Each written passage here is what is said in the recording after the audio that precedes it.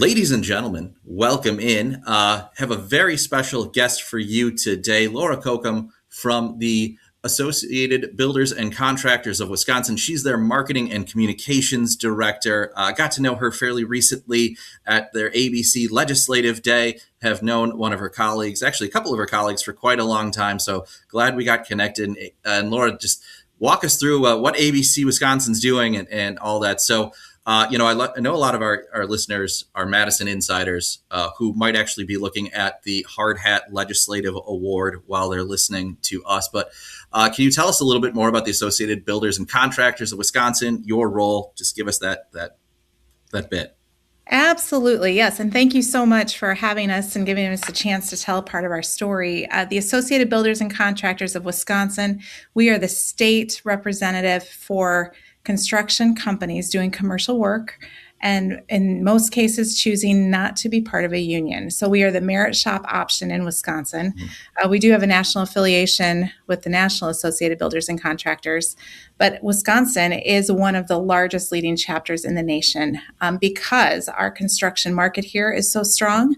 When you look at membership and enrollment, we currently represent right around 1,200 construction companies and contractors in Wisconsin. And that, when you look at the number of employees in those groups, I like to think we probably have an average of, 25-ish employees per company. So easily representing 30,000 workers in Wisconsin. We train apprentices. We work with companies to help them build and grow and prosper. And we are proud to be able to represent the merit shop wing of the construction movement. That's awesome. Awesome. So yeah, I just wanted to make sure we get those level sets on merit shop being a non-union shop. I know ABC has highlighted the merit trifecta. You have the merit shop scorecard, which often ranks Wisconsin very high for policies that support fair and open competition. So tell us a little bit more. Sure. Well, we'll get into that, but let me maybe define merit quickly for people who don't understand it. I know when you're not in the construction world, it's just another word. So a merit shop would be a company who believes that open competition produces the best results. So we compete for employees, we compete for projects, we compete to do the best work. And sometimes that means that we're coming in a more affordable place too, because open competition, we know, reduces the cost of projects. So we believe it's best for communities and for taxpayers to be able to work with companies that are giving the best bang for the buck and also, the best projects for that. So our members would be people who generally are not unionized, but they want the chance to compete in an open competitive environment. We're not anti-union.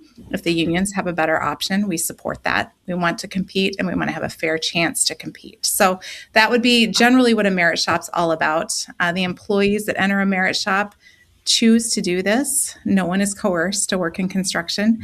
And so right now in Wisconsin, the merit shop world represents 80% of the workers in the commercial construction industry in Wisconsin. So we are the vast majority of people working in construction. And we take a lot of pride in that because that shows that we have good company cultures and we have people who want to be there and want to do their work well and who choose this path because they see a future there. It's awesome. So, go ahead. I was going to ask, so the merit trifecta then is the legislative policy wins. I hope you can go into that a little bit. Sure, absolutely. So the trifecta, we would say those are the three keys that make competition possible in Wisconsin and in the nation as well. So the first would be prevailing wage, and we would like to see prevailing wage repealed. The reason being, we have a shortage of workers in the construction world. Companies are competing to pay the best wages to attract those workers. We don't think we need the government or any project to tell us how to pay employees well, because we're already competing to get the best employees out there. And prevailing wage often comes with a whole lot of red tape. So for a project to have a prevailing wage bundle attached to it means that there's going to be a lot of work in the payroll office and other places to document and report how they're being paid and what they're doing. And that adds expenses to projects that are unnecessary. Often with prevailing wage too, you have a bundle where you have unionized rules put onto workers who maybe weren't part of the union. So the work they're able to do is much more limited because of the way that the unions function. So we believe prevailing wage is not good. In Wisconsin, we had prevailing wage repealed several years ago, and I think the state has been better for it. Right to work would be the next part of that trifecta. We believe employees should have the right to work, to earn a wage, and to do it without being forced to join an organization, including a union. We think people should be able to use their skills to the best of their abilities and work in freedom. And we want to see more of that because we think that produces the best outcomes as well. And then the last would be project labor agreement neutrality. They call that PLAs for short. Why should the average person care about a PLA? That's language we don't normally use. A project labor agreement typically requires anyone working on a government project to sign on to an agreement that they will follow specific rules. That sounds great, right? It sounds like it's going to be safe. But the reality is those rules are written by unions. And if you're a merit shop and you join a project with a project labor agreement, suddenly you're not allowed to use your own employees to work on these projects. Wow. Suddenly you're not allowed to use the work rules that you use. So project labor agreements drive up expenses. They make it hard, if not impossible, for merit shops to participate in those projects. And we believe that they really then limit who can work on projects in a community, especially when you're looking at 80% of the workforce being a merit shop environment. Wow. I did not know that. That's really, really interesting. So one of the things we did want to talk about was ABC National did this poll called the Merit Shop Voters Survey, was conducted by the Harris Poll, released just a couple weeks ago, that kind of goes against this kind of prevailing myth now about big labor and what Republicans need to win. So can you tell us a little bit about what ABC learned in that poll, and how does it change the idea for the GOP needs to focus on, union shops versus, merit shops, or, the voters in those organizations? Yeah, I think this poll dispelled some beliefs that have been long held, even by the Republican Party, that part of bringing in unity and coalition is incorporating union policies into our public platforms. And this poll surveyed people all over the nation, took a look at the merit shop workers, took a look at union workers, took a look at where they're leaning, and found that the majority of merit shop workers in particular are supporting a more conservative platform. That matters because 80% of the construction workforce is a merit shop workforce. That's a huge majority in Wisconsin, and nationally, it's 90% of the workforce. So this is a loud voice, it's an influential voice, and it's one that's been frequently overlooked, I think, mainly because politicians don't understand the fine-tuning of what their policies actually create and how they box out members. So it was a fascinating look at how merit shop world is influenced, and it's influencing politics, particularly in a state like Wisconsin that is purple, pretty much all the time purple. Yeah. And it just demonstrated that it's time for politicians to start looking at what do the merit shops need? What do these voters want? These are the hardworking men and women in our communities that are building schools, roads, buildings, churches, houses, all the things. And they just want to work, and they want policies that are going to allow them to work in their own backyard. Yeah, I think we've seen a little bit of this. It's more of like I guess, social connection between, that construction industry, whether a union trade or a a merit shop, that the people who are voting, they're voting on issues like jobs, the economy, taxes, keeping government out of the way. But, maybe the union shop members prioritize other issues like, being pro-hunting, pro-fishing, anti-woke over necessarily the overarching union issues. Yeah. Well, and I know within our membership, the vast majority of companies who are members of ABC Wisconsin are your local family-owned businesses. They're businesses that have been homegrown right here in Wisconsin. They hire Wisconsin workers. They're training those workers through our apprenticeship program. We have, I think, 2,600 apprentices right now enrolled in our program, roughly. And our enrollment for this next year is already looking to break records again. So we have broken records over and over because these local companies really want to invest in their local communities. They want to see the workforce grown from within. and they want policies that are going to allow them to do that. The unions, I think at this point, this was another interesting part of the poll, is I think they're out of touch even with their own base, because they found even when you survey union construction workers, if you outline policies and ask them how they feel about policies, most of them want to see the best competitor win. They're not looking for favoritism. No one wants to be favored. They want to do the work well, and they want to be respected for the work they're doing. And this poll was interesting because it showed that even amongst unionized workers, they're still supporting policies that are pro-business and pro-construction. Yeah, I think it said in there that unions, trade workers, whether it's union or non-union, oppose carve-outs for the unions. They oppose project labor agreements by a 2-to-1 margin. So. Yes. Yeah. And I think a lot of that is really more about education of what a project labor agreement really means. Because I think for people who don't understand it, it sounds like a very neutral term. But, the reality, I can give you an example of a company in Wisconsin, local company dealing with a school district who wanted to build a new school. Superintendent sent out the project for bids, included a project labor agreement requirement in that bid, which they're actually not supposed to do, but they did. And local company then can't bid on it because if they abide by those agreements, they can't use their own local people to work on the project. They would have to go outside of the community, hire outside union employees to work on the project, and they would be unable to have the same, safety controls that they have built in with their own culture. So the superintendent calls the company and says, "Why aren't you bidding on this project? Your kids go to my school. You're located just a mile down the road. Why aren't you participating?" And they had to explain, it's because of the way this agreement is written. It prevents us from using our own resources.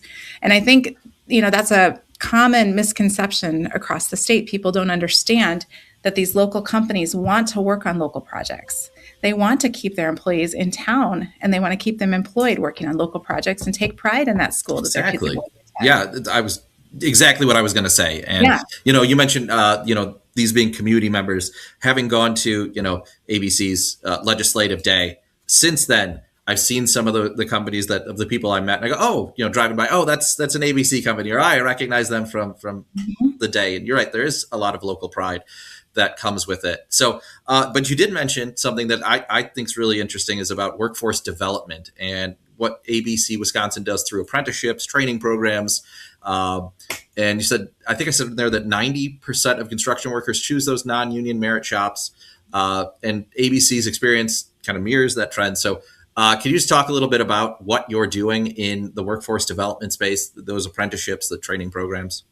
Absolutely. We're very proud of our apprenticeship program. Right now, we're training in 12 different distinct trades across the state. We partner with technical colleges across the state to help make this training possible. So the way an apprenticeship works, you do a course through a technical school, or ABC's opening our own school this fall. You do a course through those instructors. But in addition to that, the other 4 days of your week, you're working on site with a member company being trained on the job, and you're paid to do it as you train. So an apprentice enters our program. They do these on-the-job trainings. They do the coursework. And after they've completed what's required for their trade, and it can be anywhere from 3 to 5 years of training, depending on what your trade is, then they can graduate from the program, and they're fully prepared and licensed, if they need to be licensed, to do the work that they can do across the state. And it's been exciting because I think I mentioned before, we've broken records the last 3 years for our enrollment. We are, at this point, one of the largest, if not the largest, organization training apprentices in all of these trades now in Wisconsin. And demand continues. We have a long list of students who are reaching out and wanting to participate in our programs. No, I think this has been such an issue for the state for, going on decades now. When I even started in the legislature, we were touring manufacturing facilities that were training kids from the high school age up, and now with this. And I tell you, not that I'm good with my hands. If I was, I would probably be part of your training program and not here talking, since, I'm not good at that. But I know how lucrative those industries are, and how well you can do to go through these programs, get that training, start that business, and not have $60,000, $70,000, $100,000 in college debt for a degree that maybe isn't as useful. So Absolutely. We just had our graduation banquet where we celebrate all our graduates through the program in the last year. And it is just uncanny how many of those graduates already have a house they've purchased. They already have a vehicle that might be provided by their employer. They have resources available to them. And some of these, their kids are like 22, 23 years old, walking out with high paying jobs, skills that are going to be in demand for a very long time. In perpetuity. We're always going to need plumbing. We're always going to need electricity. These are skills that we all rely on. And while you and I might be great at speech, we sure appreciate that the lights come on. Yeah. And we like being warm in the winter, right? Yeah. So we need people to be doing these jobs, and they're not going to be replaced by AI. Right. You can't do AI plumbing. Right. But I tell you, I don't want that done. the amount of other dads in my girls' schools who are in these trades and are sending these kids, and I feel intimidated by the trucks they get to drive because I have this minivan by comparison. But again, I just highlight how well they're doing and how great it is to have that level of skill set and be successful. So thank you to ABC for leading the charge there. But let's talk about this from like kind of that policy perspective. What should what should sorry, I'm going to start that over. I kind of I stumble. 3, 2, 1. So what should, legislators and, candidates be talking about when it comes to, training employees or connecting with merit shop employees? What should they be talking about with them on the doors to get them, to their side? We need more candidates to understand some of the fine details of why these construction policies matter. So part of it is we just need legislators to be educated on the dangers of putting up this red tape that they don't understand. Then we need them to be able to articulate to our workforce that they care about them having the ability to work in their own backyard. They care about them being able to invest in the local community, and they want to develop and foster those construction relationships with companies that are going to be there for the long haul. If my road's built here, I want to know that as it starts to fall apart many, many years down the road, that we have someone who understands how it was built, why it was built, and what it's going to take to reinforce what's being done. We don't want it to be built by someone who disappeared and we don't have a story behind it, right? So I think, we want to see legislators invested in the community, invested in their voter base, and understanding that they need to open the door for more opportunities to compete, and they need to remove red tape so that our members can do their work to the best of their ability in the most efficient way possible. It's fantastic. No, that red tape thing I know is such a problem. And you said like with these project labor agreements being put on projects that aren't allowing local